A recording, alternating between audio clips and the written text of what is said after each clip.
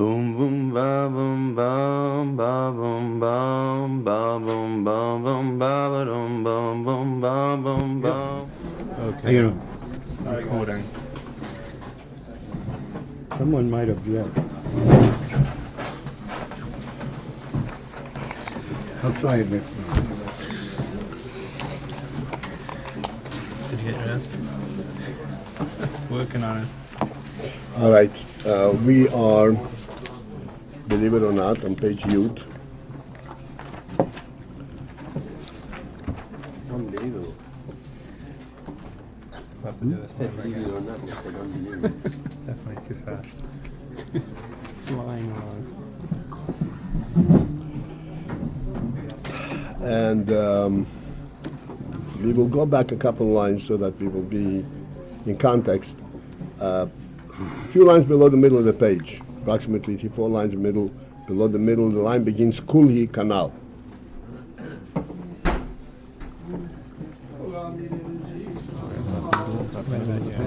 Wow, I missed something altogether.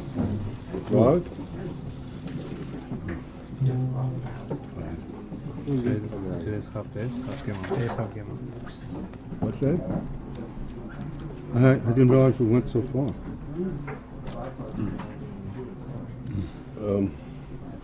You have Kulhi Kanal? Okay. Yeah.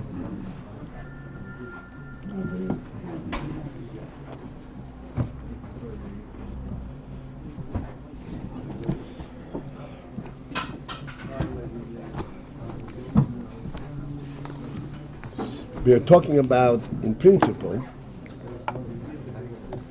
the Ayin of Tikkun. In general, Tikkun is that the Shem Ma is Mesakin Shemban. In combination, Shem Ma with the Shemban, that's how there is Tikkun.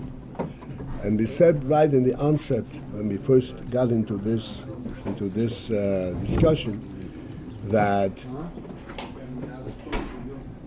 even Shem Ma also needs Tikkun. Not in the same way as Shemban. Because as you said, Shem Ma has to incorporate Shemban, and Shemban has to be Shem Ma has to incorporate Shemban. That's a tikkun of Shem Ma. Just as Shemban has to incorporate Shem Ma. Shemban, the tikkun of Shemban, this is the habitul that Shem Ma provides. That is something which is more readily, at least we understood, or at least we can relate to the tikkun, yashus and tikkun. What is the tikkun on the other side? So we pointed out right in the onset, you have to understand that no matter how great an Ayin is, it has to be reflective of etzem, of atzmos. If it's not reflective of atzmos, it is not reflective of the absolute truth, the amitis himotzi. Therefore, since atzmos has both the ma and ban, therefore the tikkun is by being incorporated both one in the other in both directions. This is what we are discussing now essentially. We're saying how there's hamshocha from a higher level into the lower level, and that the hamshocha is that there's actually the effect. The higher level is nimshach into the lower level. This is the ma nimshach into the ban.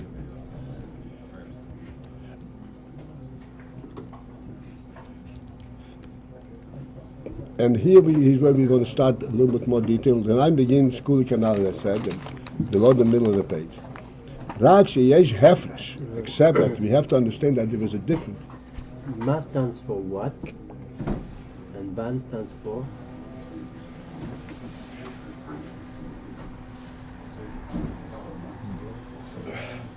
Any word that spells out from these abbreviations are allegorical. gentleman say? They are allegorical. I said, Rani answered that the principle of Bam and Ma is, the best way that we can present it is that the numerical value of Ma is Odom, numerical value of Bam is Behemoth. Okay. And we immediately recognize Odom is in your beetle of Seichel, and Behemoth is in your Yesh.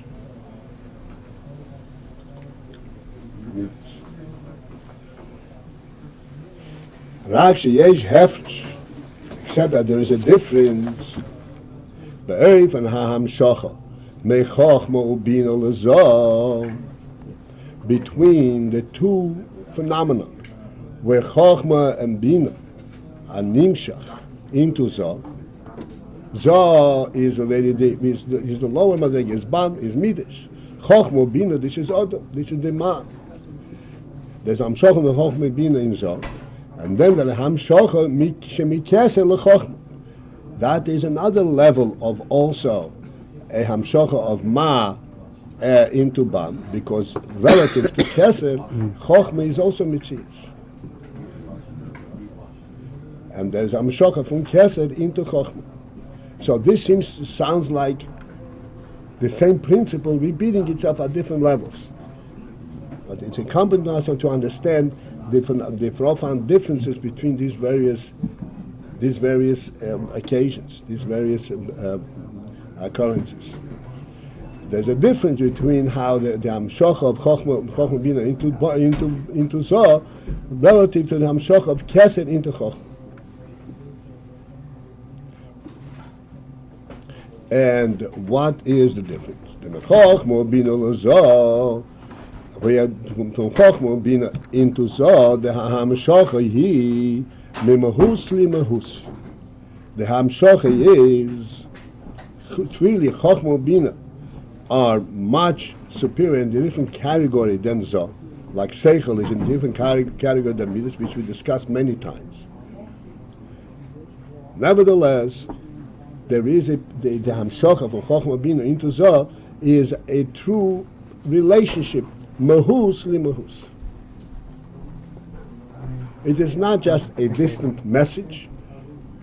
It is the element of Chochma Bina itself that imbues itself into Midas, into Zoh.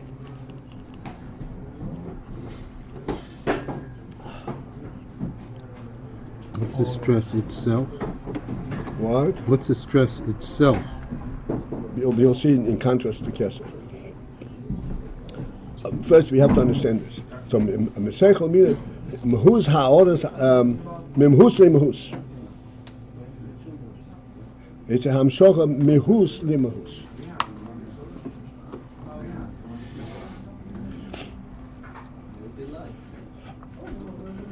The inyan of Mehus, as we're going to say, Mehus, relative to Metzias in general, and so forth.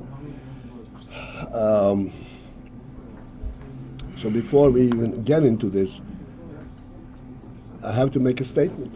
That Metzius, we can actually define and understand what it is, and identify it. Mahus, we really don't have a means to understand what Mahus is. That's the truth. And that's why we always become perplexed. What's Mahus? We can only point to it. We cannot really identify it. We cannot really. Everybody knows our new shutef, Yosef Geller. Mazel Tov. That got married. Oh, Baruch Hashem, Mazel Tov. Binyan Adad. Sorry, I interrupt. But like Kavod Achos, you're allowed to interrupt. Sure. Mahus is not something that seichel, that we can identify and have a grasp on. Metzias we could, not Mahus. We always say that in order to grasp something, even in seichel, you have to grasp it by its edges. You have to go outside, identify where it ends, and then like you grasp a table. You grab the table by going outside of the table, you grab it by its outer borders. You cannot grasp, okay, here's what you understand. You cannot get the table from the table itself. Please understand. What is the table? Is it the edges or is it the top? What is the table? The table is a top. You don't use the edges. And you cannot grasp what it is. The mitzias of the table you can grasp. What's mitzias? Mitzias is where the table begins, and you approach it from outside. It's something is there. The mahus define what a table is. It's a ruchnische kirin. They always talk about this as like a human concept. Even if a physical item like this, sure, we know what a table is. But this is not a mahus. Mahus is something which I have to step back a little further out. Because we always speak about it, but I don't want we should miss it. We are very deeply influenced by the secular view of things. And the secular view of things is there is no such thing as a table in true sense of the word. It's a convenience that occurred as a result of some experience. And we find it even difficult to step out of that. But we have to understand that is not the truth. There is a reality in everything in the world. You said the other day, mokim ponu. Mokim ponu means a available space, which means that the Rebbe provides for all variety. There's a godly element in it. And this is why it exists. It doesn't exist in a vacuum, in nothingness. It exists because there's a godly element in this. By a table, we are able to identify it very closely because we experience this is a human thing. To sit by a table, that's a koved ha'odom.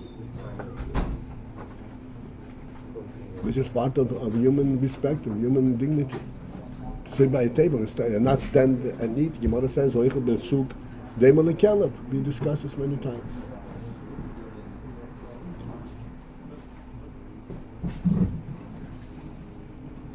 All aspects of mahus, from the top to the bottom, even as we said, the physical item, mahus is a godly principle. We have no way of understanding godliness. Godliness precedes all worldly existence. We can only relate to godliness with our neshama.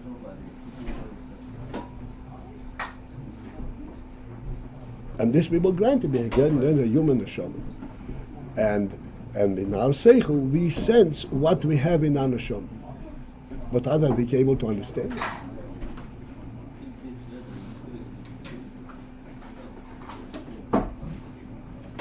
Okay? This is the great thing I'll be saying over here. From seichel into midas, even though seichel is much superior to midas, there is a hamshocha mehus li mehus. The seichel does not merely command the midas, here's how you're supposed to act. It gives the midas a sense of the truth and reality of this seichel. Midas can relate to the truth that seichel presents. Chassidus discussed very often in certain places that, especially in the Friedrich Rebbe's modern time, there is midos api seichel, midos that are fully imbued in seichel, midos that have the oil ha-seichel in them, despite the fact that they are midos, which means they are subjective, it's my feelings and so forth. But the seichel element in it gives it a sense that this is not just subjective, it's my feeling. This is the truth. This is the way it should be. Like for example, Avos Hashem. Avos Hashem is a midah that comes directly from seichel. And without the seichel, there is no such, the whole Avos Hashem dissipates.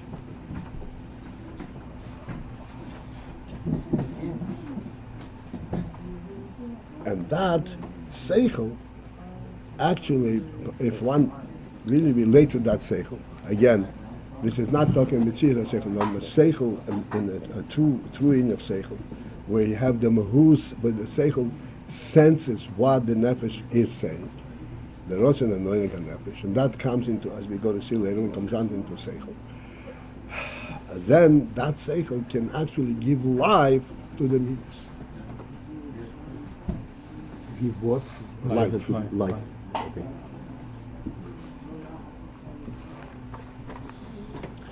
Now, the principle that we're saying here now is this, that the Hamsocha from Seichel, Chochma Bino, into Midas, is Mehus Limahus. How can it be? Seichel and Midas are so far apart. Seichel is a beetle, Ma, and Midas is Yesh. How can Midas relate to the Mahus of Seichel? They can be influenced by it, but how can they relate to the Mahus? So this the Rebbe explains. Behind it. What that means is Shemahus ha'ha'ora the Chochma bina nimshem b'zah. We don't mean the Mahus of the Seichel itself. We mean the ha'ora of Seichel. And we already discussed many times what's ha'ora. Ha'ora is the functional aspect of the oil.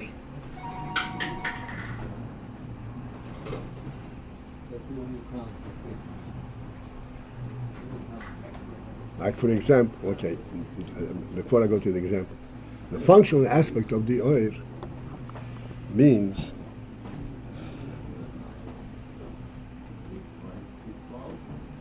how the oil affects, how the things change by the virtue of the fact that there is this oil. That's the ha'or. Because oil is not defined by its contrast, how it affects darkness. Oil has its own definition. The fact that it can illuminate darkness, that's a chitzonius thing for oil. The ha'ora of oil, how oil affects that which is outside of itself, that which does not have oil, that's called the ha'ora. That ha'ora is the ha'ora of the oil.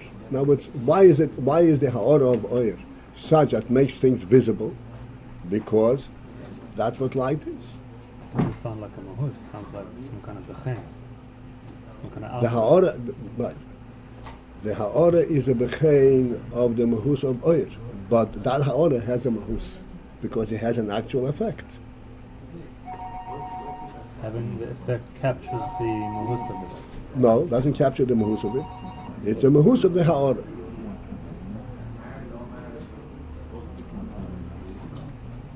Ha'ora is only the chitzonius of the etzem ha'or. Right, so that's why I'm But confused. that chitzonius of the etzem ha'or has a mahus. Mahus ha'ora. So that chitzonius is affecting the midos, and That's right. And that's The mahus ha'ora.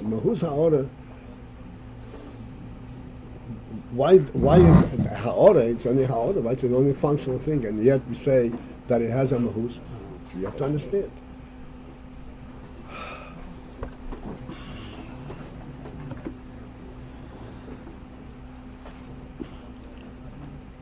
Even if we speak of oil, physical oil that makes things visible.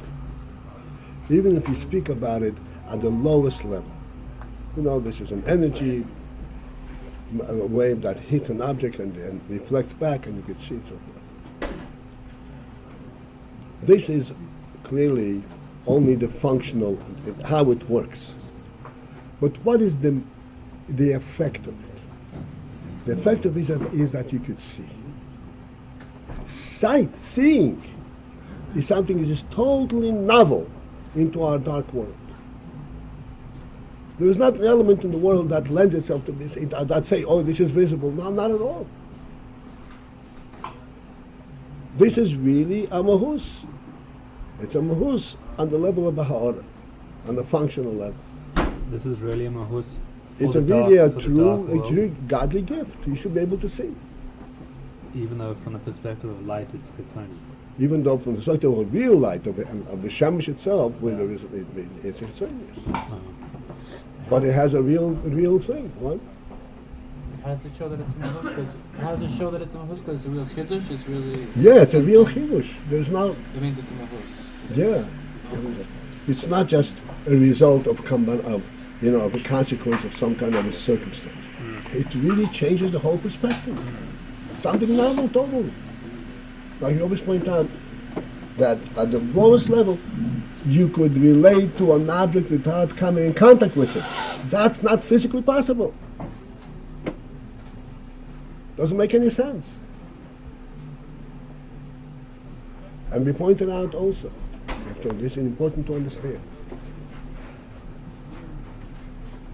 the human being is equipped, has been blessed with the ability to really relate to light and seichel and so forth.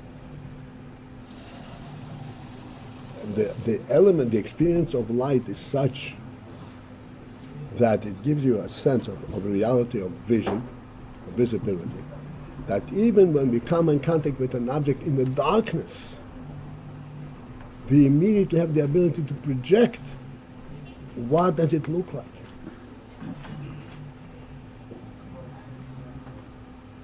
I pointed out that the difference between how a human being relates to phenomena of dark and light and the animal. The animal, when he sees an object, relates to it, how does it feel? The human being, when he touches an object, relates to it, how does it look? Because he sees an object from a completely different perspective. This is mamash mahus. That's what it says, "Vayemer Elohim ihi oyer." Let there be light. Shouldn't there be light? You bring light, and there be light. What kind of creation is light? You make a sun, automatically there'll be light. No. Let there be light is a godly gift to the world. Changes the whole status of the world, the whole sense of what world is. There is light and darkness, yom and light.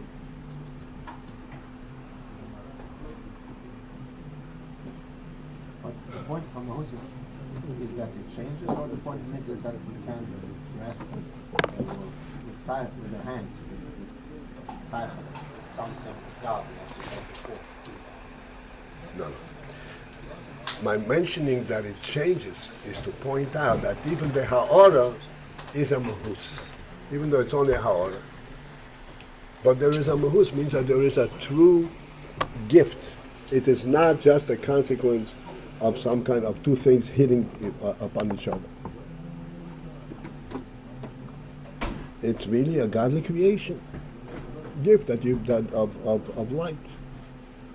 This is why the Pasuk in the Pasuk, "Vayemer Elohim ihi oyer v'hi oyer." Oyer is not an inadvertent consequence of the fact that there is a sun. Oyer is a creation. And the table's not an inadvertent consequence of needing something. That's right. It's not a hitting upon something, oh yeah, I have something in my hand, let me put it down. No. The human being, by definition, when he is, demands that there be a table. And he feels uncomfortable without a table. Why is it a ha'ara then? I mean, if it's really something that Hashem, it's an end in itself. In other words, Hashem wanted this particular thing.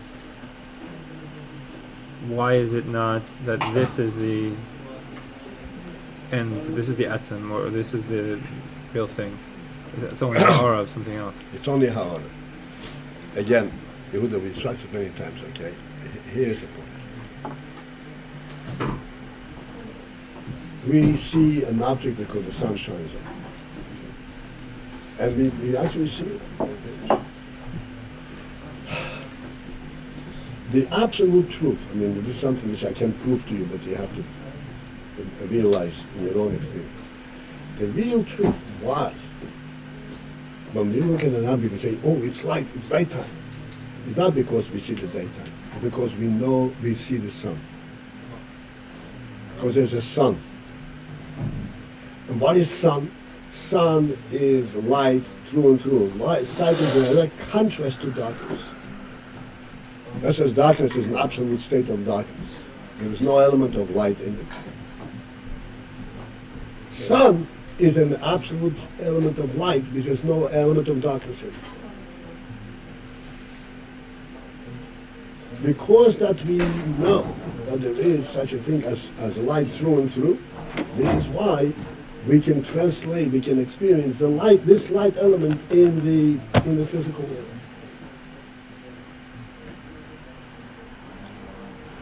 This is what's called the Tzimtzum. We learn it in this Maimon, in this Hemshech. Except, we have to point out that this is the beetle of the etzem. This is how it projects itself into the Metzius.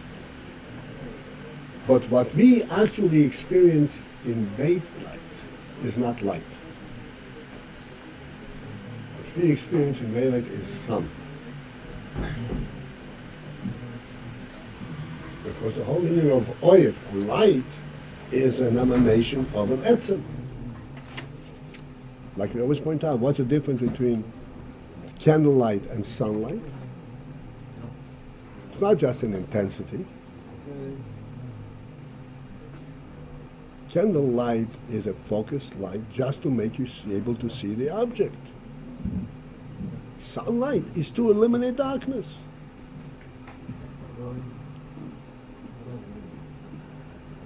Rabbi Paltiel? Yes, Baruch. So in this last piece you're saying, what is the ha'ara of what? The sun is actually the ha'ara of the light that the Eibishter is giving? Or I got that backwards?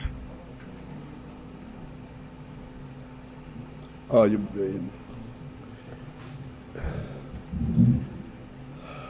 still talking about no, ha'ara. I can't really, Sadi got it backwards. You're combining different concepts together, and it's, to sort it out. Why do you have to go there?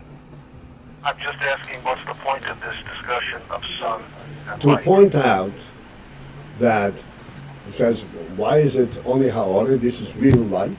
Says, no, it's only ha'ora of sun. It's not the real thing. The real thing is the sun itself. What we have is, yes, there are two parts in sunlight. There is a sunlight, that which reveals to us the sun, and that which extends itself millions of miles away, that transforms the world. That which transforms the world is a ha'ora of the real light of the sun. And if you bring the real light of the sun into our world, then you will eliminate the element, the world element. This is why the light that was created by Rishon was concealed, was hidden, because there would be no world.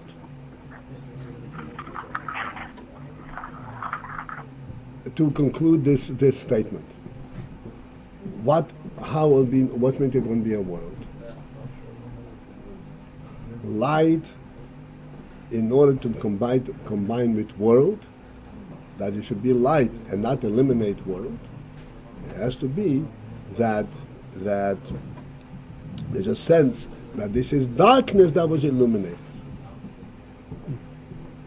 If you bring a kind of a light into the world that completely eliminates the possibility of darkness, you have done away with world. You have what? Done away with. Done away with world. Well, World by definition is dark. so we Metzius, like, sensibility.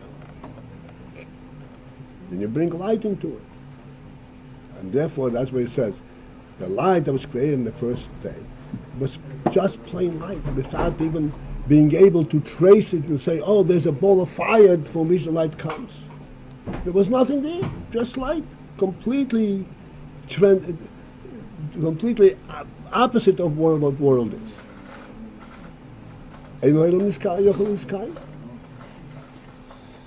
That light doesn't combine with world. Yeah, no, sorry. Okay, you okay? Yeah. So this is a ha'ora. Anything that is identified through its functional effect is a ha'ora. I'm just going to say what I'm confused about, but we don't have to go there. But I'm just this that we have on one hand we call it a mahus, and on the other hand it's a ha'ara. I'm just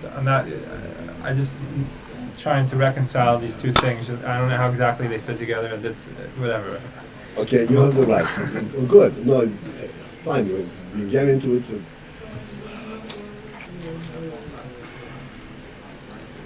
Mahus seems to be something that has its own reality. It's something that is true by virtue of the fact that it's true from the Mila. It's true from a truth perspective. It has a real, not dependent on Matthias. Please mute your phone.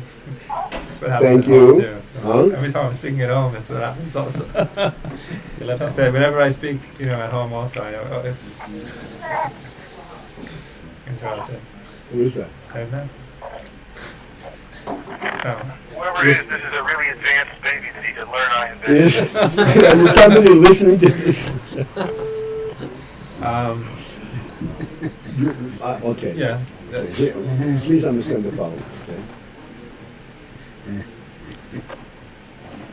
Good question, and I want to address it. There's no point of speaking. What's the good question? You cannot reconcile the two statements coming together. It's a ha'ara and it's a mahus. Okay. No, I can't reconcile. I just want to understand it more. I just don't understand. Fine, okay.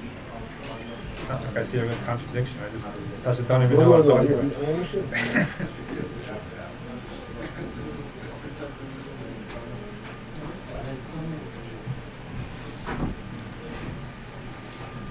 A table is made of a board with 4 legs. This board of 4 legs is a keli for the table. What aspect of the table is reflected, is mislabish in this board and 4 legs? The ha'ora of the table or the etzem in the table? What's mislavish in the board with 4 legs? The etzem of the table. In other words, It's a real that which table. the nefesh, the odom, Yeah. identifies because of the kovid hamela hamalchus of the odom that needs a table. That is what's in slavish in this board and legs. Okay. The functional aspect of the That's table. a functional aspect.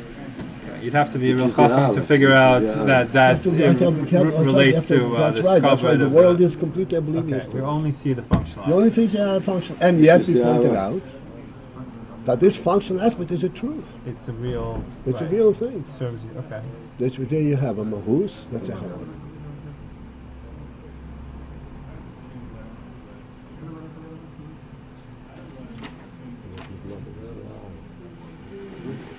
It's a mahus, and it's a ha'ara, and because it's only a ha'ara, that's why it can be present even in a place that is completely devoid of that mahus, that human being element.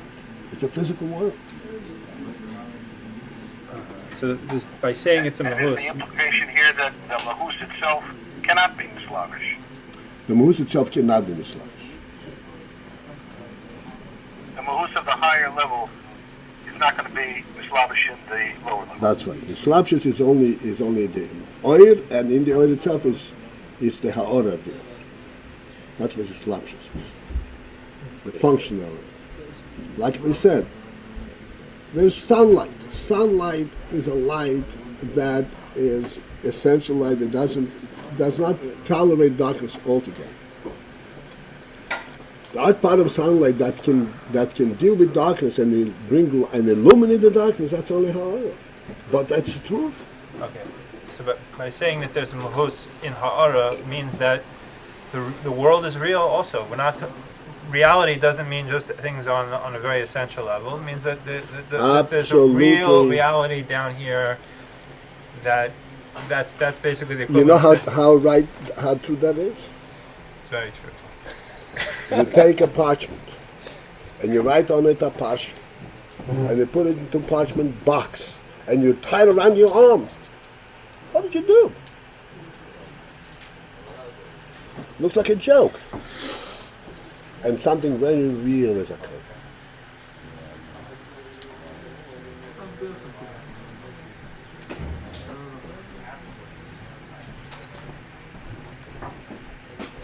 Right.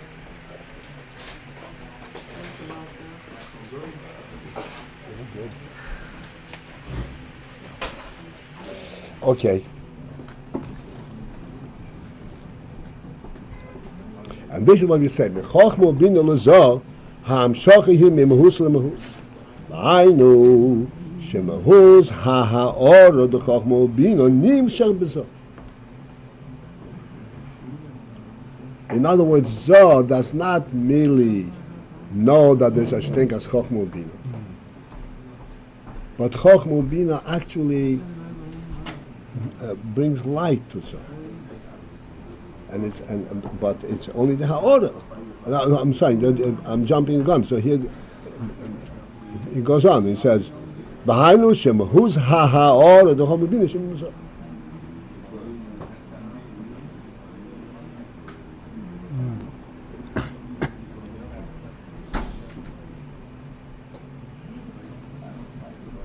Let's understand for a moment. Now let's go a little further and then we'll. As for example, be talking the whole time about Chochma Bina into Zoh, that's all in Atzilus. You have a motion from the human being. Seichel into Midas. Harei Mahuz Ha'oras HaSeichel Nimshal B'Midas. V'zehu ha'nikro hislapshus. From Seichel into Midas. So Harei, behold. Isn't there a contradiction to say who's ha'aras? If it's a who's, how could you call it a ha'ara? Give me your hand.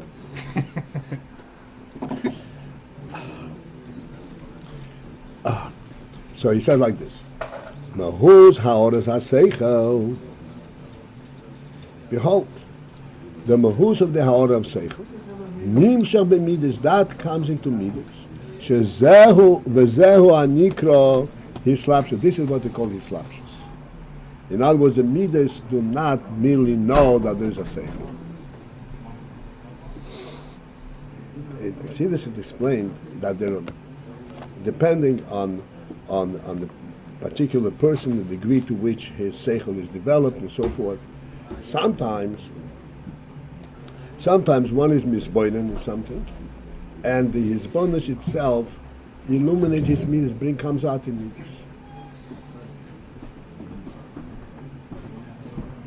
That's called midas, the godless, and it's a complete. That's the real seichel that brings an oil such that actually translates in midas automatically. Then there is another form, but it's called the bechein. What you mentioned, the bechein. The bechein is not really the oil haseichel itself. The bechein is like, okay, look, I'm learning, but I need to have something concrete out of it. Therefore, what should I do? So that when you come to this bechein process, this is not the mahuz haseichel. It's not even the mahuz ha'oras haseichel. You're coming to the seichel from the midas perspective. Okay, so what do you want me to do? Okay, here's what I want you to do. What's me to do? This is where the seichel is short to really illuminate the midas. It's not real hislapshus. When there is real hislapshus, it b'shat mahuz ha'oras haseichel. And here's what we need to understand. In order to also to understand what follows after that, whose ha'oras ha'seichel mislabish midas.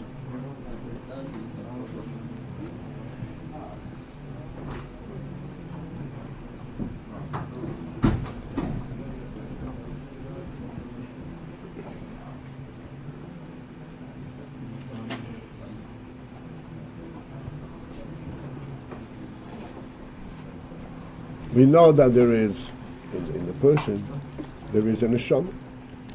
Emerson, it says that the neshama itself is not even mislabish in the guf ha'olam. It's impossible, the neshama to be mislabish in guf ha'olam. Because guf ha'adam is a lifeless entity.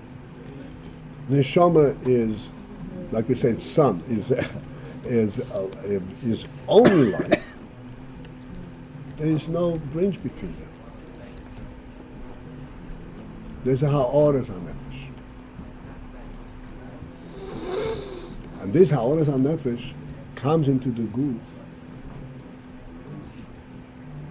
You could say in 4 different levels, 4 different stages. And they are actually corresponding to the 4 worlds. There is the makifim, rotzon and noimim. Then there is the seichel. Then there is the midas. And then there is machshava d'bramais.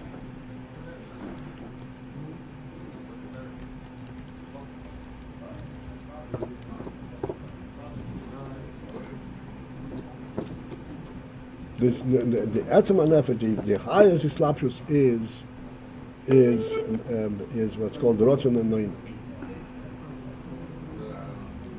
This is the life element itself, the experience of life. What's in the mind? Now, yes, indeed, the person comes to life as a result of this Rotzon Anoinik. But Rotzon Anoinik that does not distinguish between the foot and the head. And therefore it cannot be translated in terms of action. The foot doesn't know what it's supposed to do, and the head doesn't know what it's supposed to do. And now more of it. You're not supposed to do anything. I have the real truth right here. In order to translate this ha'oras ha'nefesh into the world, into action, and say, okay, you're supposed to bring this light into the world, it has to be further reduced. And this reduction is at the level is to seichel, midas, and then machshava d'bramais, and that's when it comes into action. So seichel and midas, even though they're very different materials, but there's a great commonality between them. In that both seichel and midas do not have an etzem element.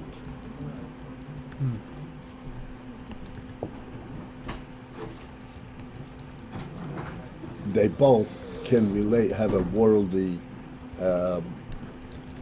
quality to it. What's a worldly quality to it? You've discussed it today a lot, and that should be easy. Worldly quality means something that is not inherently true. It comes into being. What means worldly quality? Like we said, light, to illuminate the world, has to be ha'oras, a light, a light that relates to darkness. It cannot be light that says there's no such thing as darkness. That's not world. Seichel has always the element of discovery. That's what seichel is. Like we said many times, seichel that a person has without the experience of discovery is not seichel. He doesn't know it. Knowing means that there was a moment that I didn't know, and by virtue of a certain process, I got to know, and I know how I got to know it. That's seichel.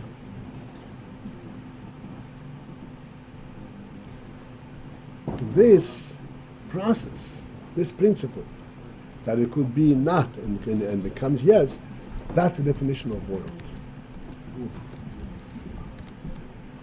But Rebbe says world is hoyo hebe b'yiyah. There's past, present, and future. Something that has no past, which is just a presence, it does not work.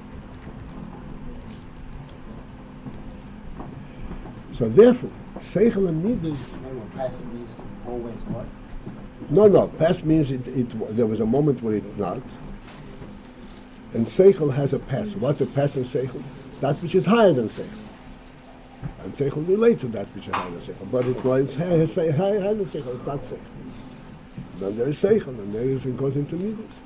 So this Inyan, the worldly definitions per se, in that respect, Seichel and Midas are in the same category. And this is why there could be this kind of a transmission from Seichel into Midas, Mahus Limahus. It's only Ha'oras HaSeichel, but it's Mahus Ha'oras HaSeichel. Midas do not have this beetle to see how things are in Otzim and Melech. Seichel does. But Seichel, but there is this element that Seichel can relate to Midas as well, because it's not an essential truth. It's something which I found out.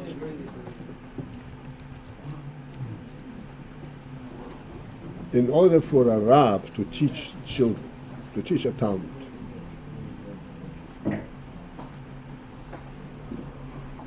he has to come to a point where he recognizes that it's possible not to know this. This is how he can teach. If he does not recognize that it's possible not to know this, then he can't teach.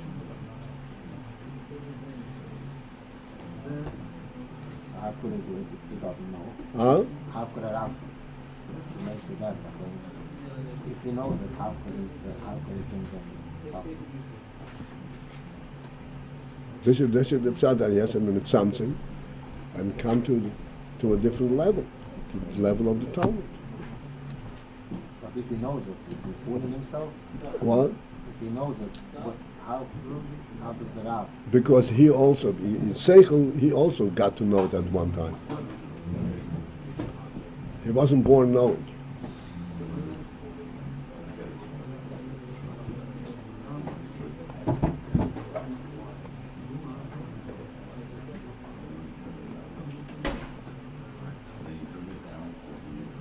Moshe Rabbeinu had this problem, in a certain sense. It's Malabayis Kula Yoira. And that's why Moshe couldn't speak. Who spoke to the Yidden? Aaron. Ultimately, it was Aaron who transmitted Torah to Yidden. Moshe was able to speak to Aaron.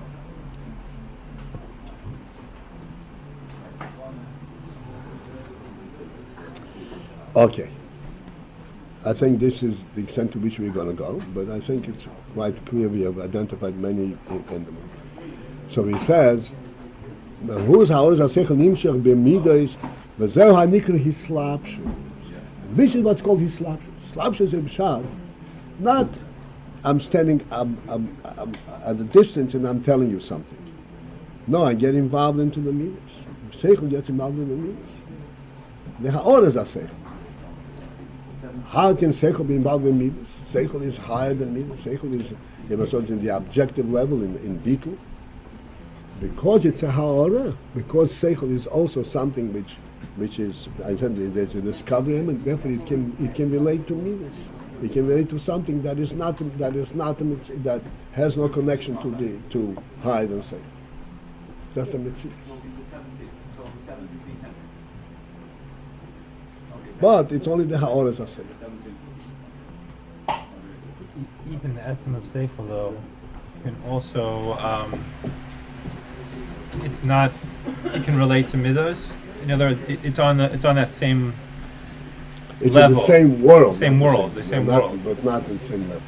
It's also The part of the essence- world. It's also It's part also of the part world. of the world. It's also part of the world. But the view from the world perspective of Seichel is that which is higher than Seichel. The view from the world perspective of Midas is that which is world and lower than world. No, they can communicate that. But because they're the same world, that's why it could be mahus to mahus. They're both part of the world. It's also part of the world. Seichel can know. How come you don't know? Because I also didn't know at one point.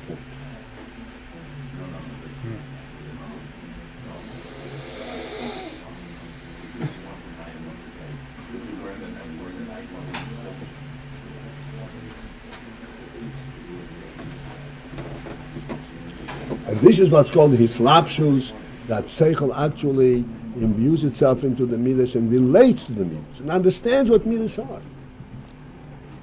And that's how it's mashpia in the midas. Masha'enkin, I have to have an important thing.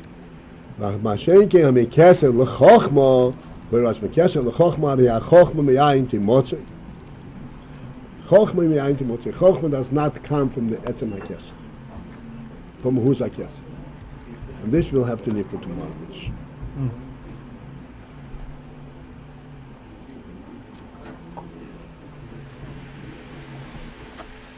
I have to run today early because, not early, that's a story, because I have to take my wife to the airport.